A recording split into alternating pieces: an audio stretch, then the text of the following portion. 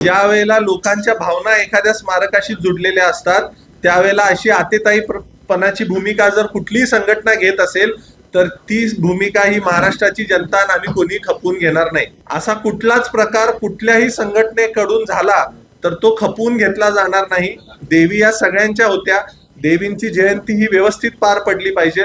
त्यामुळे अशी जर भूमिका कोण जाणून बुजून घेत असेल, त्यांचा हेतू मला माहित नाही, पण जाणून बुजून जर ही भूमिका घेतली असेल तर ती भूमिका आम्ही खपवून घेणार नाही।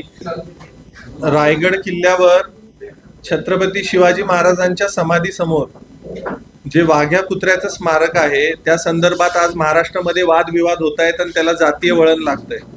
मी आज आपल्या समोर याच विषयासाठी आलेलो आहे की ह्या स्मारकाचा प्रश्न हा जातीय अस्मितेचा प्रश्न कोणीही करू नये। काही संघटना ज्या आतेताईपणाची भूमिका घेत आहेत, आम्ही तो पुतळा काढू, आम्ही तो पुतळा पाडू, त्या सगळ्या संघटनांना माझी हीच विनंती आहे की ज्या वेळेला लोकांच्या भावना एखाद्या स्मारकाशी जुडलेल्या असतात त्यावेळेला अशी आतेताईपणाची भूमिका जर कुठलीही संघटना घेत असेल तर ती भूमिका ही महाराष्ट्राची जनता आणि आम्ही कोणी खपवून घेणार नाही। त्यामुळे आम्ही पुतळा काढू, पुतळा पाडू ही भूमिका कुणीही घेऊ नये। ह्याच्यासाठी संभाजीराजेंच्या बरोबर पण मी बोलणार आहे। महाराष्ट्र शासनाला सुद्धा मी मुख्यमंत्र्यांना पत्र लिहिणार आहे की हा विषय सोडवण्यासाठी आपण एक समिती गठीत करावी। त्या समितीमध्ये दोन्ही बाजूच्या इतिहास अभ्यासकांना घ्यावं, संजय सोनवणे असतील, इंद्रजित सावंत असतील, या सगळ्यांना जे कोणी असतील ज्यांचा अभ्यास आहे त्यांना एकत्रित बसवावं, त्यांचं मत जाणून घ्यावं आणि त्याच्यातून जो कन्क्लुजन निघेल त्याच्यावर आर्किओलॉजिकल सर्वे ऑफ इंडिया आणि महाराष्ट्र शासन यांनी एक भूमिका ठरवावी आणि त्या भूमिकेबरोबर सगळ्यांनी स्टिकअप राहावं। दुसरा महत्वाचा मुद्दा 31 मेचं जे अल्टिमेटम दिलेलं आहे, 31 मेला पुण्यश्लोक अहिल्यादेवी होळकरांची जयंती आहे 300वी। ती जयंती सबंध देशात साजरी होतीये, त्यामुळे त्या जयंतीला गालबोट लागेल असा कुठलाच प्रकार कुठल्याही संघटनेकडून झाला तर तो खपवून घेतला जाणार नाही। देवी या सगळ्यांच्या होत्या, देवींची जयंती ही व्यवस्थित पार पडली पाहिजे।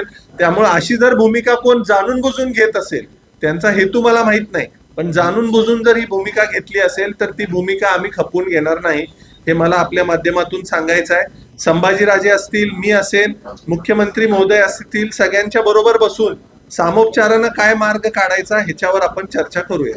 धन्यवाद। की होळकर हे इंग्रजांना घाबरत होते, मी ऐकलं एका प्रेसमध्ये।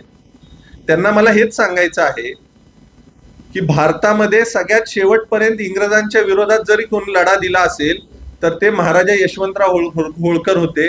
1818 पर्यंत होळकर, महाराजा यशवंतराव होळकरांच्या मृत्यूनंतर सुद्धा भीमाबाई होळकर आणि महाराजा यशवंतराव होळकरांचे चिरंजीव महाराजा मल्हारराव होळकर हे वयाच्या 19व्या वर्षे असताना सुद्धा ते इंग्रजांच्या विरोधात रणांगणात उभं राहून लढत होते। तुळसाबाई महाराणी साहेबांचा मृत्यू त्या लढाईमध्ये झालेला। सेटलमेंट करून होळकरांनी इंग्रजांच्या बरोबर कधी तह केलेला नाही आणि होळकर इंग्रजांना घाबरतात हे जे तुमचं वक्तव्य आहे ते ज्यांनी कुणी केलंय त्याला मला विचारायचंय तुमचा इतिहासाचा अभ्यास किती आहे हे बघावं लागेल। त्यामुळे अशी वक्तव्य ज्याच्यामुळे समाजामध्ये तेढ निर्माण होईल ही तुम्ही करू नका, हे मला नम्रपणे सांगायचंय।